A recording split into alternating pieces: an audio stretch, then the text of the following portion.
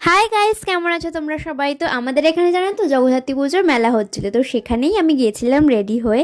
কিন্তু আমি রেডি হওয়ার পর আমার ফুল ক্লিপ নিতে একদমই ভুলে গেছিলাম। তো তারপরে আমরা গেলাম মেলায়, একটু টুকটাক খাওয়া দাওয়া করলাম আর তারপরে ঠাকুর প্রণাম করে বাড়ি চলে এসেছিলাম। কারণ আজকে ছিল আমাদের সাথী রানীর জন্মদিন। তো সাথীকে কি কিউট লাগছে তাই না? আর সমস্ত ডেকোরেশনটা খুবই সুন্দর হয়েছিল। আর দেখো ওর কেকটা কত কিউট হয়েছে। তো যখন কেক কাটিং হচ্ছিল তো সাথী লাইটিংটা দেখে তো পুরো ভয় ভয় পাচ্ছিল। তারপরে আমরা অনেক অনেক মজা করলাম সবাই মিলে। আর আজকে তোমাদের সাথে আরেকজনের দেখা করে দেবো, সে হচ্ছে মামুন।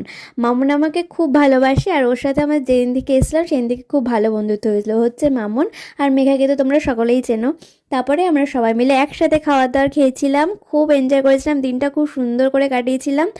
আর তারপরে আমরা অনেক মজা করেছিলাম, খেলেছিলাম একসাথে।